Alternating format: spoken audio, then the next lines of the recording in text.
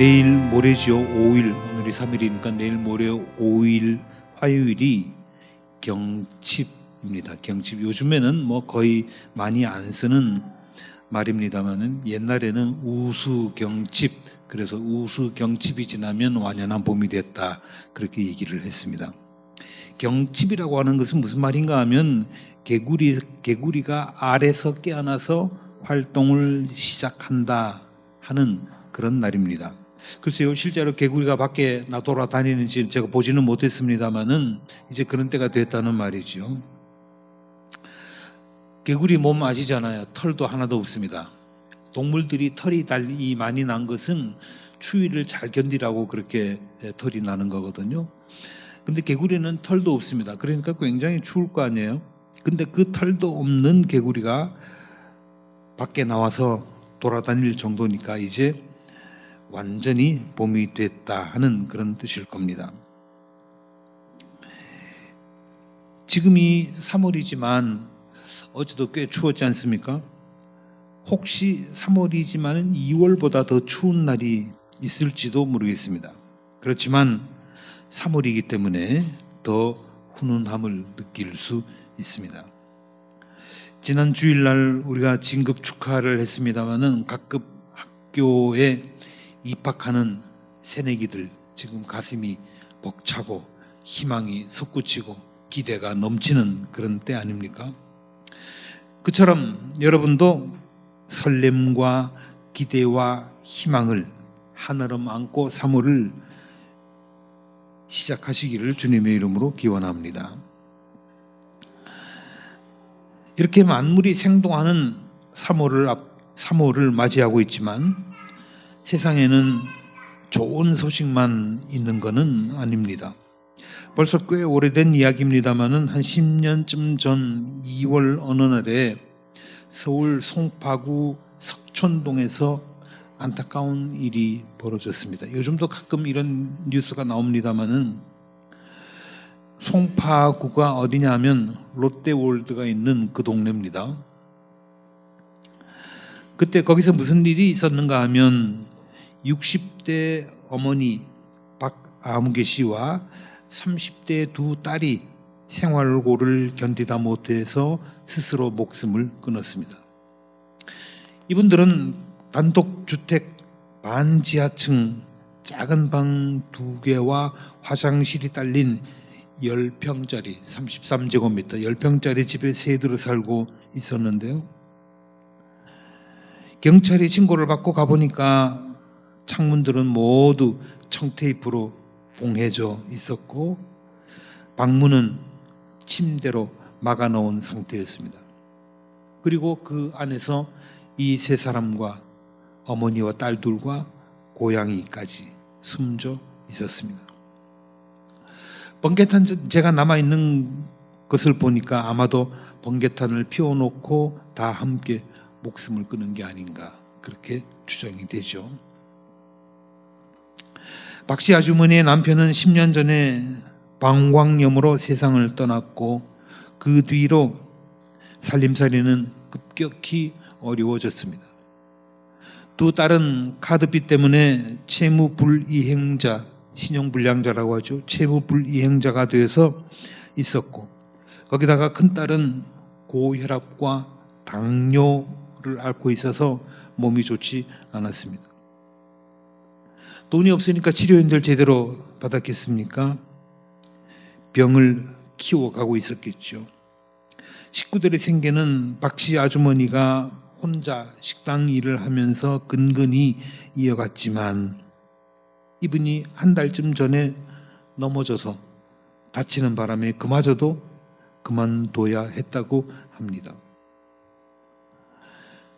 이 사람들은 봉투에 돈 70만 원을 넣고 겉에다가 이렇게 썼습니다. 주인 아주머니께 죄송합니다. 마지막 집세와 공과금입니다. 정말 죄송합니다. 이렇게 써놓고 남겼습니다. 이분들은 월세 50만 원에다가 각종 공과금 20만 원쯤 내고 살았는데 한 번도 밀린 적이 없었답니다. 어려운 가운데서도 그만큼 성실하게 살았다는 말이겠죠. 저는 이 이야기를 들으면서 박노해 시인의 글을 떠올렸습니다. 박노해 시인이 시를 쓴 그 내용을 보면 뙤약볕 아래에서 남의 밭을 매는 어머니 곁에서 어린 아이가 징징거리고 있습니다. 이 아이가 뭐라고 하는가 하면 엄니 배고프다. 엄니 배고프다. 신발도 떨어지고 공책도 떨어지고 우리 외갓집에 가서 쌀 좀 가져오자. 우리 외갓집에 가서 쌀 좀 가져오자. 그렇지만 밭고랑은 매도 끝이 없고 흰 수건을 쓰고 땀방울을 뚝뚝 떨어뜨리는 어머니는 빠르게 호미 손만 놀릴 뿐 말이 없었습니다. 긴 여름 해가 갯벌 바다를 붉게 물들일 때쯤 어머니는 뽕나무 아래 잠든 아이들을 업고 샘터로 가서 씻기고 날랜 손으로 밀린 집안일을 단속하고 저녁상을 차렸습니다.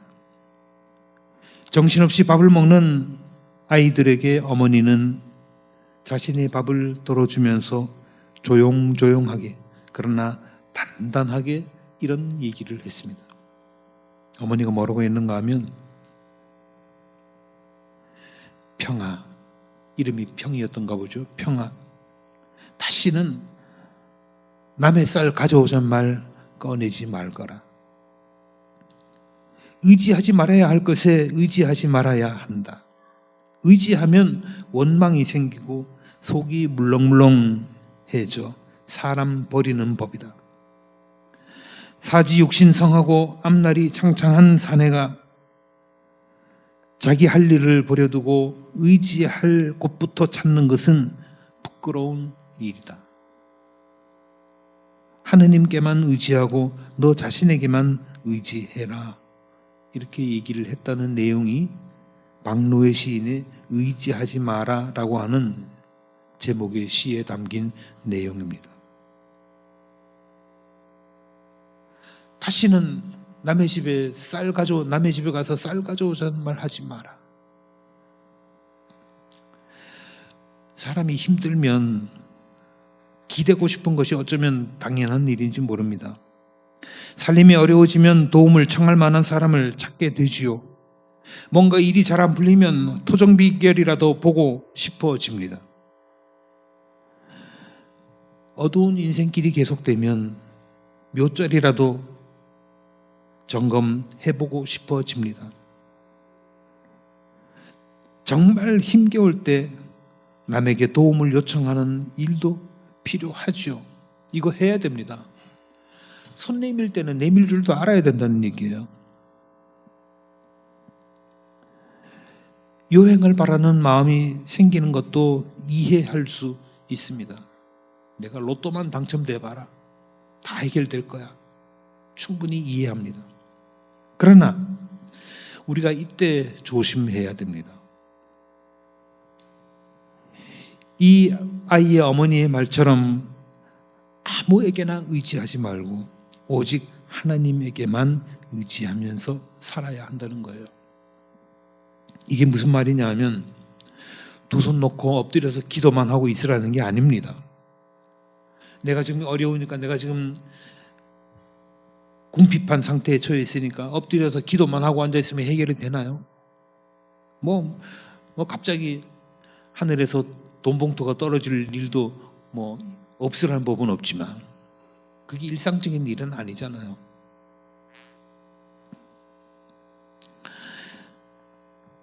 내가 나서서 이 문제를 해결할 방법은 없는가?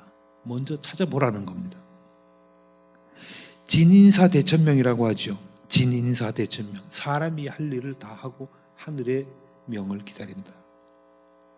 먼저 내가 할 수 있는 최선을 다한 다음에 하나님께 맡기라 하는 거죠. 박노해 시인의 글을 꺼내 읽으면서 다시 서울 석촌동의 그 아주머니 가족을 생각했습니다. 아마도 그 박아묵의 아주머니도 남에게 의지하는 것을 좋아하지 않았던 것 같습니다. 그 어려운 살림에 매월 월세와 공과금을 밀리지 않고 낸다는 거 결코 쉬운 일이 아니잖아요. 지금도 가끔 보면 이렇게 지나다니다 보면 어떤 집 우체통에 우편물이 이만큼 쌓여있는 걸 가끔 한 번씩 봅니다. 그리고 거기에서 무슨 어디서 나오는 한전에서 나오는 고지서, 또 다른 데서 나오는 통신사에서 나오는 고지서, 또는 세무서에서 날아오는 독촉장, 또 뭐 빚준 회사에서 대출해준 데서 보내는 독촉장, 그런 것들이 가득 쌓여있는 것을 간혹 볼 수가 있잖아요. 그렇지만은 이분들은 월세에 밀리지 않고 공과금 밀리지 않고 정말 얼마나 피나는 노력을 했겠습니까? 그래서 더 안타까운 거예요. 우리가 살다 보면 어려울 때도 있고 그런 때는 사정 이야기를 하고 신세도 좀 지는 것이 보통 아닙니까?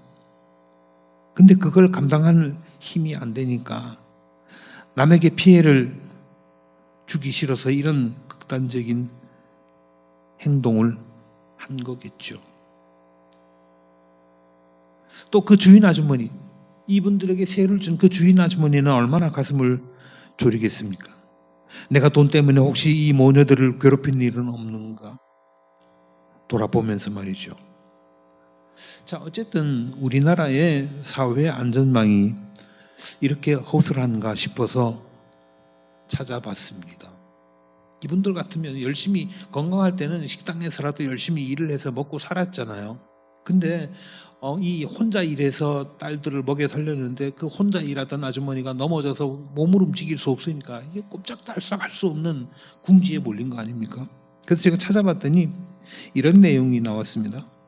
평소에는 소득이 있어서 기초생활보장 수급자가 될 수 없는 사람이라도 질병이나 또는 사고 등으로 수입이 일시적으로 끊겼을 경우 동사무소나 구청 또는 시청에 신고하면 길이 있다는 거예요.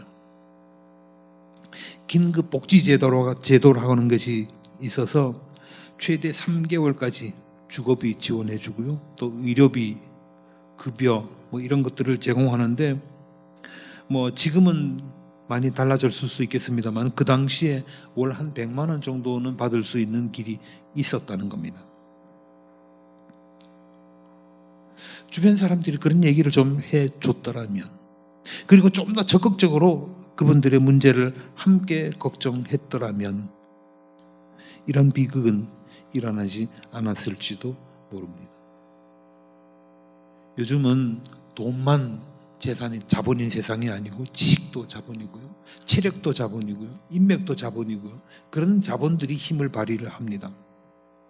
뭐 힘이 없어서 몸이 안 좋아서 밖에 나가서 일을 못한 그런 사람이 있다고 할 때 그 주변 사람들이 이웃이라도 이런 제도가 있대, 동사무소 한번 가봐, 이렇게 해서 소개를 해주고 길을 알려줬으면 이런 비극은 막았을 수도 있다는 거죠. 근데 이분들은 한 번도 생활보호 신청을 했던 기록이 없었습니다. 그럼에도 불구하고 이분들은 마지막 남긴 쪽지에다가 죄송합니다 이렇게 적었죠. 오히려 그런 사정을 잘 보살피지 못한 우리가 죄송할 일 아닙니까? 레위기 25장 35절 말씀 아까 읽어주셨습니다마는 하나님께서 이렇게 명령하셨습니다.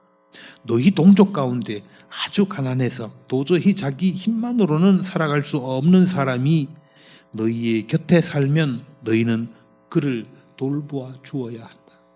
이 말을 우리가 잊지 말아야 됩니다. 돌보아 주어야 한다.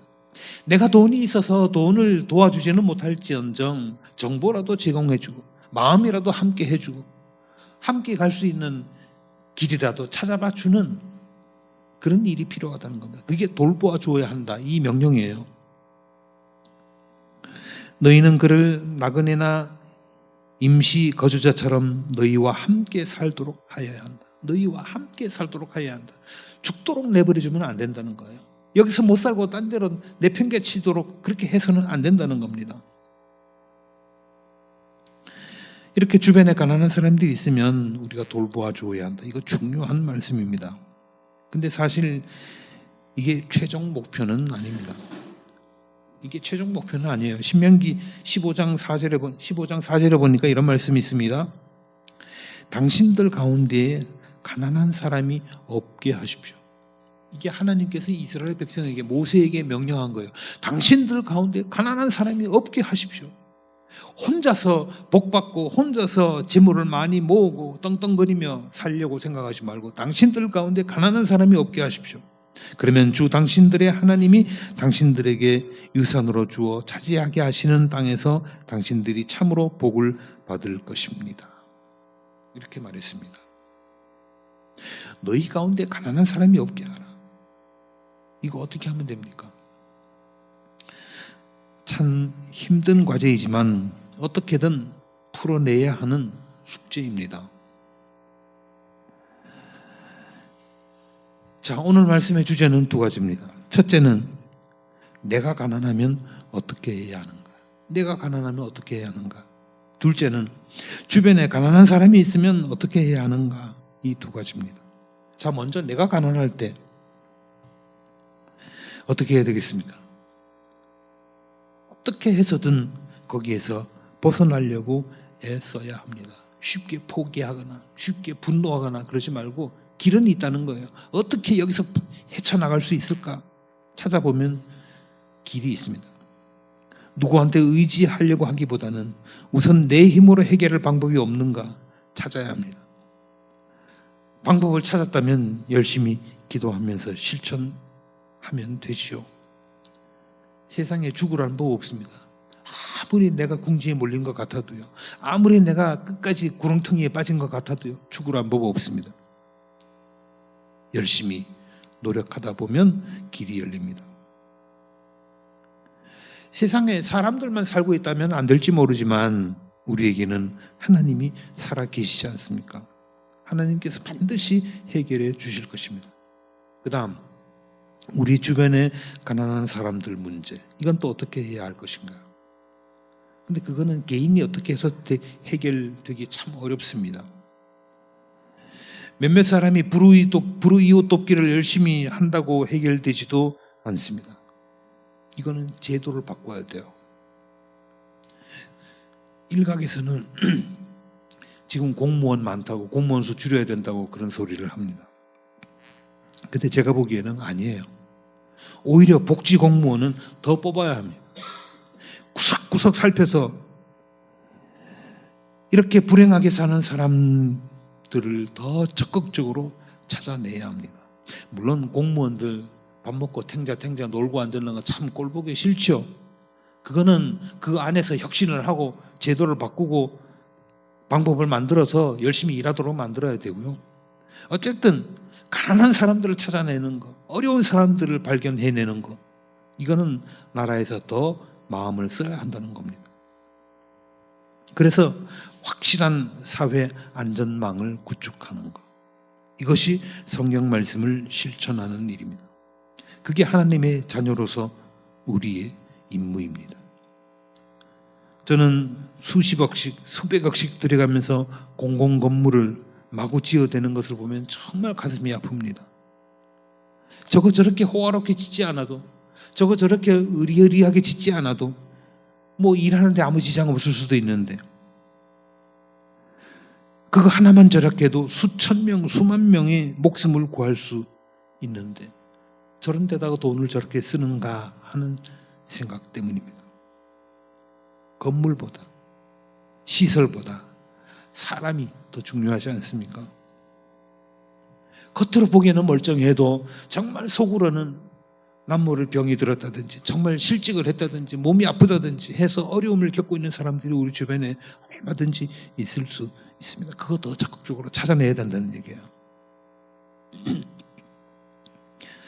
만일 여러분이 가난해졌다면 거기서 헤쳐나올 방법을 힘써 찾으시기를 바랍니다.